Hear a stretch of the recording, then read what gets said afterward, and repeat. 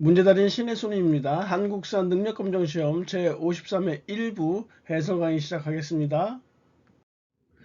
1번 가 시대의 생활 모습으로 옳은 것은 찢게 찌르기라는 유물 나와있죠. 뗀석기래요. 뗀석기 하면 구석기죠. 신석기 시대 때는 이 뗀석기를 갈아서 쓰는 간석기고 뗀석기를 사용했다라면 구석기 시대예요. 이 뗀석기의 일종인 찢게 찌르게 그리고 밑에서 두 번째 줄에 주먹 도끼까지 이렇게 나와 있으니까 분명히 구석기 시대 때 생활상을 고르시면 되는 거네요. 1번에 가락바퀴 있으니까 요거 신석기죠. 2번에 반달 돌칼은 청동기 시대 때의 농기구라고 했었어요. 청동기 시대 때 청동은 너무 귀했기 때문에 농기구로는 여전히 석기를 사용했다라고 말씀드린 바 있었고요. 3번에 고인돌 축조, 고인돌 나와 있으면 청동기예요. 단 고인돌을 축조하기 위해서는 많은 인력을 동원해야 했기 때문에 권력이 상당히 있어야 됐다라는 것이죠. 그래서 청동기 시대 때 고인돌의 축조는 계급이 발생했다라는 것을 알려주고 있는 것이에요. 세영 동곰은 철기 시대고요. 5번에 동굴이나 강가의 막집에서 막 살았던 거 이게 구석기 시대라고 했으니까 5번이 이렇게 답이 돼야 되겠죠. 밑줄 근 이 나라에 대한 설명으로 옳은 거, 이 나라에는 제사장인 천군과 천군이 다스리는 소도가 있다고 해요. 이 소도의 존재로 인해서 이 나라는 정치적 군장이 다스리는 지역과 제사장인 천군이 다스리는 지역이 분리되어 있으니까 재정 분리 사회라고 말하고 있는 것이에요. 고조선은 단군 왕검, 한 사람이 단군이라는 제사장, 왕검이라는 정치적 군장 이 권한을 다 한꺼번에 갖고 있어서 재정 일치 사회라고 했던 것이고요. 이 나라에는 소도의 존재로 재정 분리가 이루어졌다라고 보는 것인데 사만에 해당하는 내용이에요. 그리고 이 사만에는 5월과 10월에 하늘에 제사 지내는 풍습이 있다고 했었으니까 제천 행사가 이게 5월, 10월에 있었다라는 것이에요. 1번의 신지읍차 등의 지배자는 바로 사만에 대한 설명이고요. 2번의 혼인풍습으로 서옥제는 고구려에 해당하는 내용이에요. 3번에 사출도 나와 있으니까 부여고, 4번에 남의 물건을 훔쳤을 때는 12배를 갚게 한다. 일책 12법이니까 부여와 고구려가 여기에 해당되어져요. 5번에 부족 간의 경계를 중시하는 책화라는 풍속이 있었던 초기 국가는 동예예요. 그래서 초기 국가 동예는 시족적 전통이 강하게 남아 있다라고 이렇게 얘기를 했었던 것이죠. 3번 가다를 일어난 순서대로 옳게 나열한 것은 온달이 왕에게 이르기를 신라의 그 한강 이북땅, 신라가 뺏어간 한강 이북땅을 반드시 되찾겠다라고 군사를 달라고 말하고 있어요. 이때는 고구려의 영양왕 때예요. 영양왕 원년이요. 590년 상황이요. 하지만 온달은 이 아차산성 밑에서 전사하게 되죠. 나에 보시면 백제왕이 병력 3만 명 거느리고 평양성을 공격해 와서요. 고구려 왕이 막다가 화살에 맞아서 죽게 되는데 이때 이 고구려 왕이 원통하다 원통해 해서 고국 원왕이라고 말씀드린 바 있어요. 371년에 해당되는 것이고요.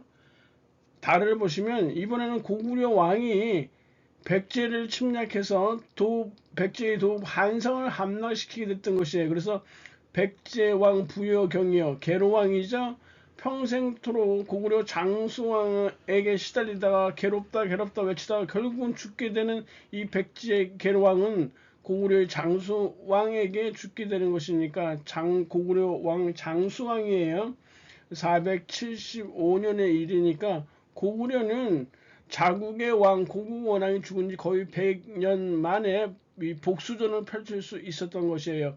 여하튼 순서는 나다가의 순으로 이렇게 일어났겠죠. 4번이 정답이네요. 4번에 가의 왕이 제2기간에 있었던 사실로 옳은 거.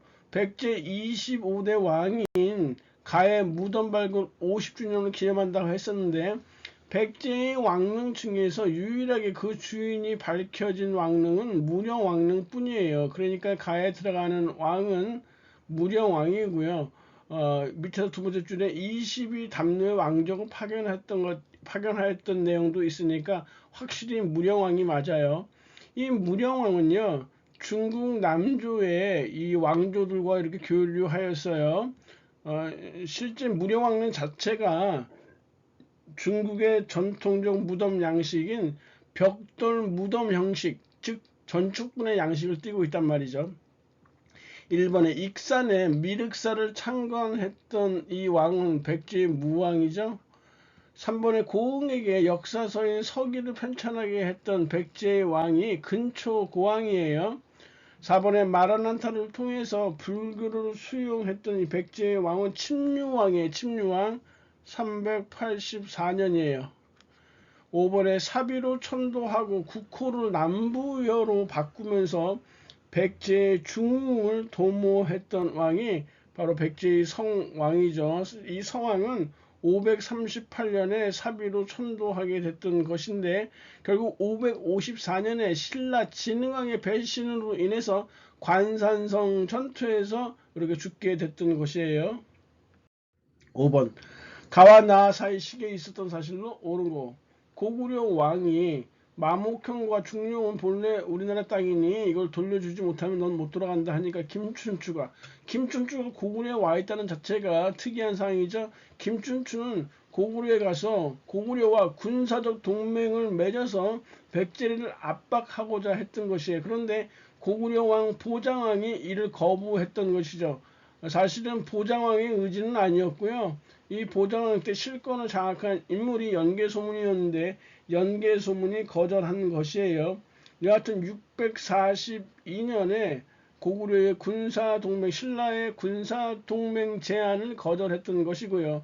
지금 나에 보시면 화랑 관창 나와 있어요. 계백 나와 있고요. 황산벌 전투죠. 660년에. 계백의 결사대가 이끄는 이 황산벌 전투에서 백제군이 패배함으로써 백제는 멸망의 길로 들어서게 됐던 것이에요. 결국 문제는 642년에서 660년 사이에 어떤 일이 있었냐라는 것이죠. 1번에 안승이 보덕국 왕으로 신라의 문무왕에 의해서 임명되어져 674년이에요. 문제 지문으로 잘 나오는 것이니까 잘 알아두시고요. 신라가 당나라와 군사 동맹을 체결하는데 성공하게 되어 고구려와 군사 동맹을 맺는데 실패했던 김춘추가 이번에는 당나라로 넘어가서 당나라와의 군사 동맹 체결에 성공하게 되는데 그게 648년도의 일이에요. 신라 진덕여왕 때 일이란 말이에요. 딱 요 사이에 들어가죠. 그러니까 2번 정답이고, 관산성 전투는 아까 얘기했었어요. 백제 성왕이 신라 진흥왕의 배신에 분노해서 싸움을 벌이게 되는데 이 관산성 전투가 554년에 있게 되고 여기서 백제 성왕이 피살되어지면서 백제의 세력이 크게 위축되어지기 시작해요. 흑치상제는 백제 부흥 운동의 어떤 선두주자라고 볼 수 있죠. 임존성에서 군사를 일으키게 되는데 일단 백제가 멸망한 이후에 백제 부흥 운동이 나와야 되겠죠. 660년 나 이후의 상황이에요. 5번은 부여풍이 백강에서 왜군과 함께 단군에 맞서 싸웠다 했는데 이게 그 유명한 백강 전투인데 백강 전투는 663년에 벌어지게 되니까 정답 2번이 되겠죠. 6번 다음 가상대화 이후에 있었던 사실, 며칠 전 붉은 바지를 입은 도적들, 이런 도적을 적이라고 했단 말이에요. 7년 전에는 원종과 애노의 난은 너무나도 유명했던 반란이죠. 진성여왕 때 벌어졌던 일이에요. 진성여왕 때 원종과 애노의 난이 발생했는데 이 원종과 애노의 난 889년이에요. 889년이고 적고족의 난은 이로부터 7년 뒤에 발생하는 것이니까 896년도의 상황이란 말이에요. 하지만 이 대화 이후의 일이에요. 1번에 궁예가 국호를 태봉으로 바꿨던 것은 911년이에요. 궁예는 국호를 처음에 후고구려로 했다가 마진으로 국호를 바꾸게 되는데 이게 904년도의 일이에요. 그리고 후에 국호를 태봉으로 바꾸는 것이 911년이에요. 물론 그 사이에 905년도죠. 905년도에 철원으로 이렇게 천도를 하게 돼 수도도 철원으로 이렇게 옮기게 됐던 것이에요. 독서 삼품과가 처음으로 그러니까 일본이 이게 답이 돼야 되겠죠. 911년이니까 이후에 있었던 사실이니까요. 독서 삼품과가 처음으로 실시됐던 것은 신라의 원성왕 때예요. 788년 신라 하대 때의 일이에요. 그렇지만 진성여왕보다는 빠른 시기죠. 시기가 100여 년 정도 빠르네요. 왕의 장인인 김흠돌이 반란을 일으켰다는 것은 신문왕 때의 일이잖아요. 신라가 전성기로 들어갔던 통일신라 아주 왕권이 강력했을 때예요. 신문왕 때 681년이고 무열왕의 직계 자손이 왕위를 세습하게 되는데요. 무열왕이 직계가 왕위를 세습하면서 신라 중대로 들어서는 것이에요. 654년도의 일이죠. 그래서 이 무열왕의 아들이 문무왕이 되는 것이고 문무왕의 아들이 신문왕이 이렇게 됐던 것이에요. 5번에 해공왕이 귀족 세력의 죽임을 당하면서 무열왕 때부터 시작했던 신라 중대가 끝이 나게 되는 거예요. 중대가 엔딩으로 이렇게 끝내 해공왕의 죽음으로 엔딩으로 끝나고 이제 신라 하대로 들어가게 되는 것이에요. 선덕왕 때부터요. 그래서 일단 정답은 1번이네요. 7번 밑줄 그은 인물이 활동한 시기요. 법화원이라는 사찰이 중국 산둥 반도에 창건한 이 사찰이 보이고요. 그 인물은 바로 장보고죠. 당에 건너가서 군인으로 활약했고요. 세력이 커지면서 왕이 쟁탈전까지 가담하게 됐고요. 문서왕이 보낸 자기에게 결국은 살해됐던 것이에요. 장보고니까 장보고 활동했던 시기 경제 모습, 신라 말의 경제 모습으로 고르면 돼요. 1번에 활구라고 불리는 은병의 유통은 고려시대 때 고려 숙종 때의 일이에요. 화폐. 2번에 중국의 농서인 농상집요. 중국의 농법서인 농상집요라는 이 농법서가 고려말, 정확히 말하면 공민왕 때예요. 공민왕 때 이암의 그 소개로 이 고려에 들어오게 돼요. 중국 화북 지방의 농법서가 농상집요예요. 그러다가 15세기 조선 세종 때 우리 풍토에 딱 맞는 농사직설이라는 농법서가 편찬되어졌죠. 그러다 조선 후기 때 신속이라는 인물의 농가집성이라는 이런 농법서가 편찬되었다. 이 흐름을 농상집요, 농사직설, 농가집성 이렇게 알아두시면 되고요. 3번에 면화, 고추 등의 상품 작물이라고 했으니까 이 상품 작물은 조선 후기 때죠. 4번에 청해진을 중심으로 해상 무역이 전개되었다 했는데요. 신라 하대 흥덕왕 때요. 장보고가 청해진을 설치할 것을 건의하게 돼요. 828년이에요. 연도도 좀 잘 알아두시기 바래요. 5번에 그러면서 장보고는 청해진을 중심으로 해서 해상 무역을 완전히 장악하게 되면서 그 세력이 막강해졌던 것이에요. 5번에 수도의 시장을 감독하기 위해서 경시서가 설치되었다 했는데 경시서가 처음 설치된 것은 고려 목종 때예요. 그러다가 경시서의 직제가 확대되었던 것은 고려 문종 때고요. 이 경시서 시장을 감독하는 이 기구가 조선 때까지 이어지게 돼요. 그리고 이 조선 세조 때는 경시서가 아니라 명칭만 바꾸게 되는 것이에요. 평시서로 명칭을 이렇게 바꾸게 됐다. 조선시대. 여하튼 시장을 감독하는 이 경시서라는 기구는 조선시대까지 이어지게 됐던 것이죠. 가 국가에 대한 설명으로 옳은 것은 일본에 보낸 외교문서 있고요. 정예공주라고 했으니까 정예공주는 발해 문왕의 둘째 딸이고요. 넷째 딸이 정효 공주였죠. 3강의 장문휴라는 인물은 발해 무왕 때 당나라의 등지를 공격했던 장수고, 인한대응이라는 연호는 역시 발해의 연호예요. 발해의 연호 사용을 보면 발해 그 대조영이요. 발해 고왕 때의 연호가 천통이에요. 천통이고, 발해 무왕 때 인안이라는 연호를 사용했고요. 발해 문왕 때는 연호가 두 개예요. 대흥과 보력이라는 연호를 사용했고요. 그리고 발해 전성기를 이끌었던 발해 선왕 때는 건흥이라는 연호를 사용하게 돼요. 자, 기역번의 철전인 건원중보를 발행했다. 고려 성종 때 일이에요. 안 맞고요. 니은번 솔빈부의 말이 특산물로 거래됐다. 발해 상황이고요. 디귿번에 지방관을 감찰하고자 외사정을 파견했던 것은 이 통일신라 신라시대 때 문무왕이에요. 문무왕의 아버지인 무효랑 때는요, 감찰기구인 사정부를 설치했고요. 아들인 문무왕은 지방관을 감찰하기 위해서 외사정을 파견하였다. 리을번 거란도 영주도 등을 통해서 주변과 교류하였다 했는데, 발해에 5개 대외 교통로가 있어요. 거란과 이렇게 교류하는 거란도요. 일본과 교류하면 일본도겠죠.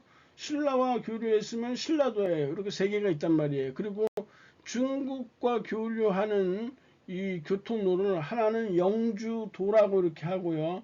또 하나는 조공도라고 이렇게 해요. 영주도, 조공도. 그렇게 해서 니은, 리을이 발해와 관련된 내용이에요. 9번 가에 해당하는 문화유산이요. 국부로 지정된 이 마해불은 백제미소라고 불리운다. 많이 알려진 문화유산이죠. 서산 마해 삼존불상이라고 부르는 것이에요. 서산에 있는 마해 삼존불상, 백제미소로 불리는 것. 4번 이렇게 정답이네요. 1번은요. 안동에 있는 안동 이천불 마해열의 입상이에요. 안동 이천불 마해열의 입상 고려 초예요. 바위 자체를 부처의 몸으로 이용하고요. 머리만 제작해서 갖다 올려놓는 형태가 고려 이 불상으로 많이 당시에 유행했던 거예요. 이번에 나와 있는 것은요.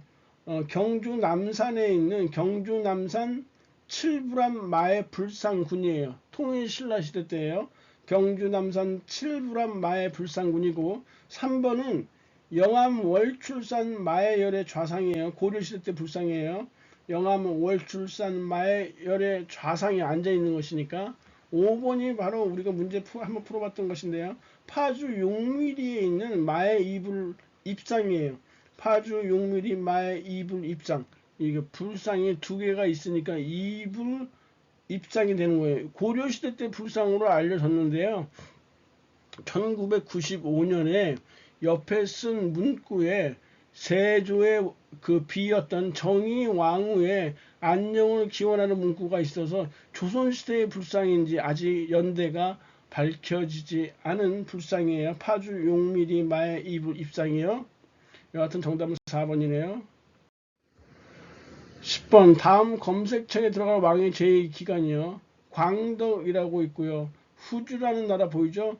후주에서 귀화했던 쌍기의 건의로 과거제를 실시했다. 백관의 공복을 정했다. 고려의 빛나리 왕 광종 때죠. 일본의 전국에 12명을 설치했다. 고려 성종 때고, 주전도감 설치해서 화폐를 발행했다. 고려 숙종 때고, 3번에 왕권을 강화하기 위해서 노비 안거법을 실시했다. 3번 정답이네요. 거란 침입을 대비해서 강감찬의 건의로 개경에 나성을 축조했던 거 고려 현종 때고, 국자감에 서족포를 두었다. 고려 숙종 때니까 정답 3번이에요. 11번 가 기구에 대한 설명으로 옳은 것은 시정을 논박하고 풍속을 교정하며 관리 규찰과 탄핵 업무를 담당했던 그런 기구고요. 국초에는 사헌대라 불렀다. 이것만 보고 무조건 사헌부로 가셨던 분이 되게 많은데, 문제는 고려 고려사예요. 조선사가 아니라 고려사기 때문에 이 사원대를 보고 관리 규찰까지 했으니까 조선시대 때 관리 감찰기구 사헌부 이름도 사원대 비슷하니까 사원부라고 생각했는데 아니고요.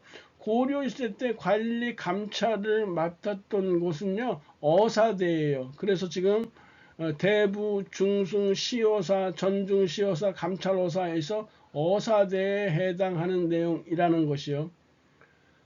국정을 총괄하는 중앙관서는요, 고려시대 때 국정총괄하는 중앙관서는 중서문화성이죠. 무신집권기 최고 권력기구 교정도감이었고요. 사가는 홍문관과 함께 삼사를 불렀던 것은 조선시대 때 사헌부지만이 고려사기 때문에 해당이 안 된다는 것이에요. 3번을 간 사람이 대부분이었어요. 4번은 원간섭기에 도평의사사로 명칭이 바뀌었던 것은 도병마사예요. 도병마사라는 이런 기구가 원간섭기에 특히 충렬왕 때예요. 도평의사서로 관제의 명칭이 격화되었다. 5번에 소속 관원이 낭사와 함께 서경권을 행사하였다. 이것이 어사대예요. 여기 보기 1번에 국정을 총괄하는 중앙관서 중서문화성이라고 있었죠. 이 중서문화성은요 2품 이상의 재신과 그리고 3품 이하의 낭사로 구성되어 있었는데요. 이 어사대와 낭사가 합쳐서 서경권을 행사할 수 있었다는 얘기예요. 그리고 중서문화성의 재신과 그리고 중추원의 추밀이 합쳐서 도병마사를 이렇게 구성했었다는 사실이요. 12번 밑줄근 이왕의 정책이요. 이곳에는 이왕과 그의 왕부인 노국대장 공주의 영정이 보완되어 있다. 조선의 종묘에 고려왕의 신당이 조성되었다는 점이 특이하다고 했었죠. 노국대장 공주라는 명칭을 딱 보시면 이 왕이 공민왕이라는 거 대번에 알 수 있어요. 이 공민왕은요 기철 등 친원 세력을 숙청하고 정동 행성 이문소를 폐지해서 원나라가 설치했던 정동 행성 이문소를 폐지하였다. 일본에 만권당을 두어서 원외 학자들과 교유했던 거 이게 충선왕이죠. 고려 충선왕이 상황으로 물러나면서 원나라의 만권당을 짓고요. 고려의 학자 특히 이재현이 대표적이죠. 이재현 같은 학자들과 원나라 학자들을 교유하게 하면서 성리학을 습득하게 했던 것이에요. 2번에 신돈을 등용해서 전민변정 도감을 운영했다. 공민왕 때 일이에요. 3번에 후주에서 기화한 쌍기의 건의를 받아들여서 과거제를 실시했다. 제가 늘 말씀드리는 것이죠. 고려 빛나리왕 광종 때예요. 4번에 정계와 계백 요소를 이어서 관리의 규범을 제시했던 인물은 고려 태조 왕건이고요. 5번은 최승래 시무 28조니까 고려 성종 때네요. 13번 가 국가에 대한 고려의 대응이요.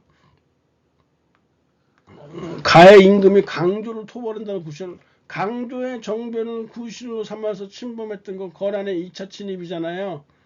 그러니까 가 국가는 거란이에요. 1번에 광군을 조직해서 침입에 대비했던 고려 3대 임금 정종 때 거란의 침입에 대비한 것이 광군 조직이에요. 그러니까 1번이 맞겠네요. 윤간의 동북 구성은 여진족이고 최무선의 화통도감 화포 제작은 왜구에 대한 것이고요. 4번, 5번은 모두 몽골족의 침입에 대비했던 것이니까 1번 정답이죠. 14번 다음 상황이 나타난 시기의 경제 모습. 팔관해니까 벌써 고려시대 때의 경제 모습이라는 거 대번에 알 수 있어요. 병란도가 국제무역항으로 번성하다. 고려시대 때 국제무역항 병란도 맞고요. 2번에 송상 조선 후기죠. 3번에 동시전 신라 지증왕이고요. 4번에 신라 방이니까 통일신라고요. 5번에 유기전을 제외한 시전상인의 금난정권 폐지는 조선 후기 정조 때 일이니까 1번 정답이고요. 15번 다음 사건이 일어난 시기를 연표해서 고르면 명학소의 백성 망이 망소이가 난을 일으켰다 이렇게 나오고 있잖아요. 망이 망소이의 난은 무신 정중부가 집권하고 있었을 때예요. 1176년이에요. 문제가 이렇게 나왔었죠. 망이 망소의 난을 통해서 알 수 있는 거. 당시 이 망이 망소에는 공중 명확소에서 반란을 일으키게 되는데요.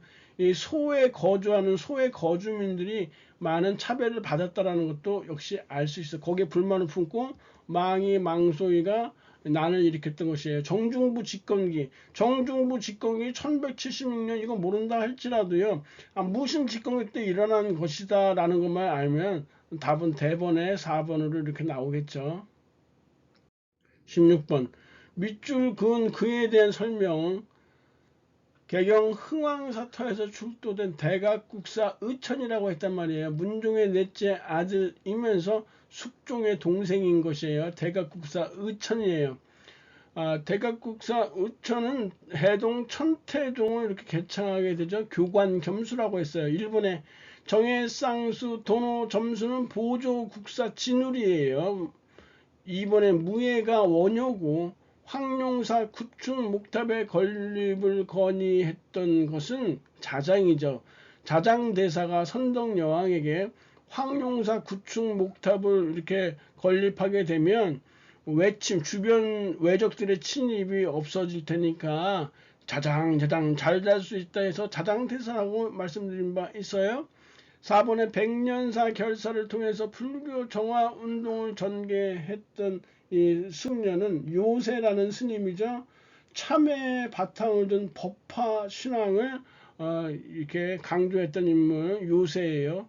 5번에 교장 도감을 설치해서 불교 경전 주석서를 편찬했던 인물이 바로 대가국사 의천이에요. 그가 중시했던 수행법이 교관 겸수라는 사실도 알아두시고요.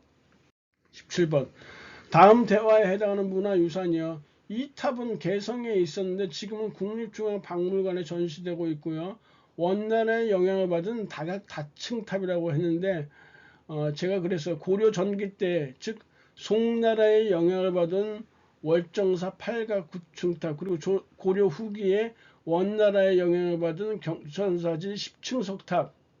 그래서 송월초등학교에 다닐 때 내 짝꿍 원경이 이런 식으로 외우라고 했었죠. 조선 세조대왕 때 세운 원각사지 10층 석탑에 영향을 준 것이 바로 경천사지 10층 석탑이에요. 그래서 1번을 이렇게 보시면 1번은 일본에 있는 탑은요. 통일신라 시대 때 세워진 탑이에요. 안동 신세동 7층 전탑이라는 것이에요. 안동 신세동 7층 전탑이고요. 2번이 다보탑이죠. 그리고 3번이 경천사지 10층 석탑이고요. 4번은 익산에 있는 미륵사지 석탑 복원된 것이에요. 그리고 5번이 이 탑신이 팔각형으로 잘 보면 이렇게 되어 있단 말이에요. 그래서 월정사, 팔각, 구층탑 3번, 5번 구분 잘 하시라고 말씀드린 바 있었어요. 18번 가에 들어갈 내용으로 옳지 않은 것 15세기 조선 과학을 꼽히다 했으니까 1번에 정약용이 설계한 거중기는 정조 때니까 조선 후기 때예요. 지금 향약 집성방이나 칠정산 4편 그리고 개미자와 갑인자, 개미자는 태종, 갑인자는 세종, 세종이 갑이야 이런 식으로 외웠었죠. 농사 직설 모두가 15세기에 해당하는 조선의 과학이다. 19번 밑줄군 이제도요. 성종이 경연에서 신화들과 토지제도 개혁을 논의하고 있는데요.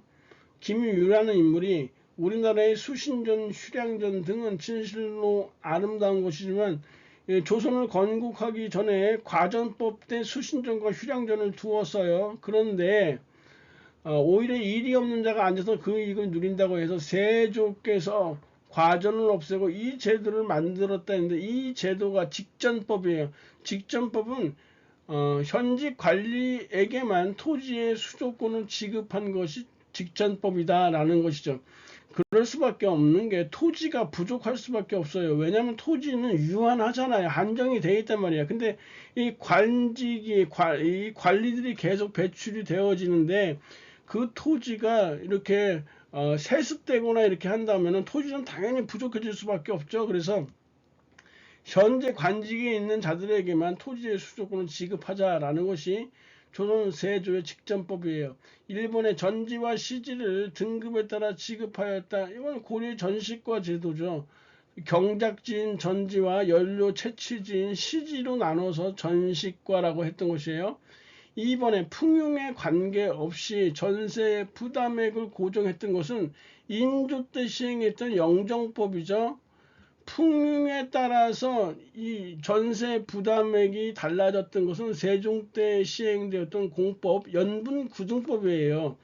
그런데 연분구등법 같은 거는 실제 적용하는데 굉장히 까다로웠어요. 그래서 풍융과 관계없이 그냥 전세 부담액을 4두에서 6두로 고정시켜 버리자라는 것이 인조의 영정법이었어요.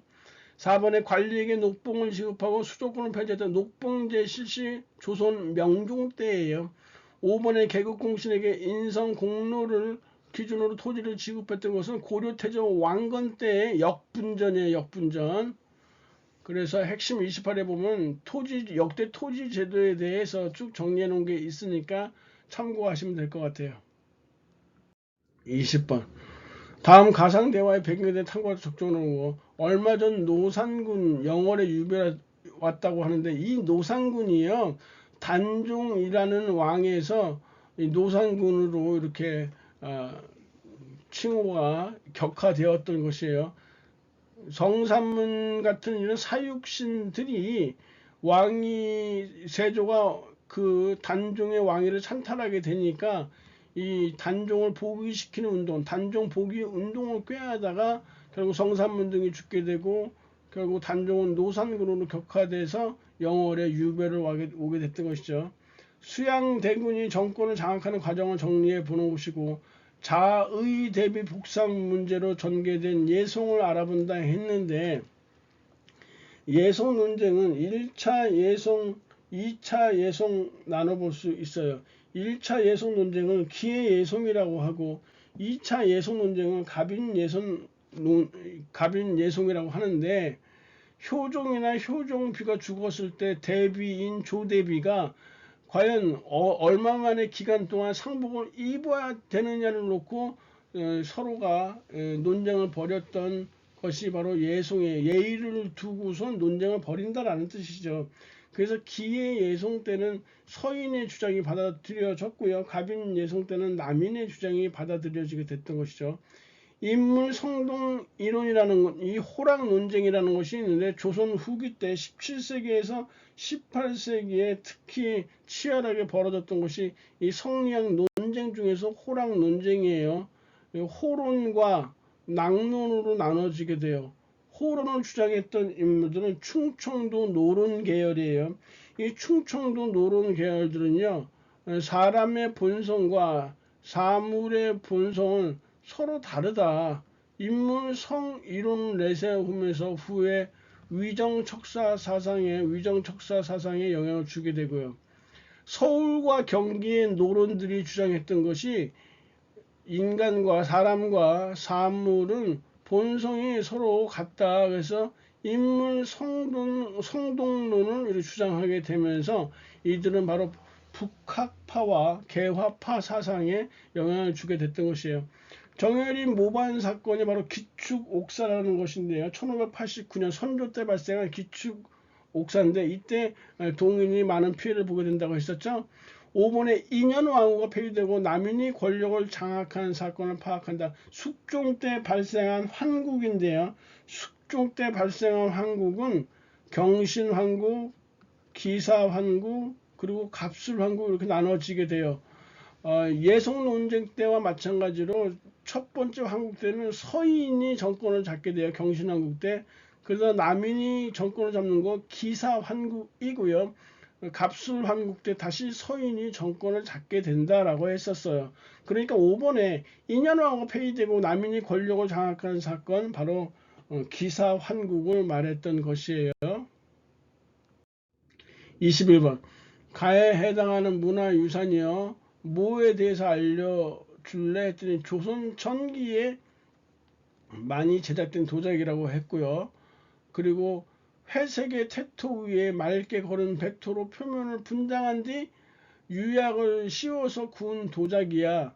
백자가 본격적으로 생산되면서 덜 만들어지게 되어서 조선 전기 때 많이 제작되었던 이런 문화유산이에요. 그 문화유산이 무엇이냐면 분청사기예요. 그래서 4번에 분청사기에 해당되어져요. 4번이 바로 분청사기 조화어문 편병이라는 것이에요. 분청사기 조화어문 편병 또는 분청사기 음각어문 편병이라고도 해요.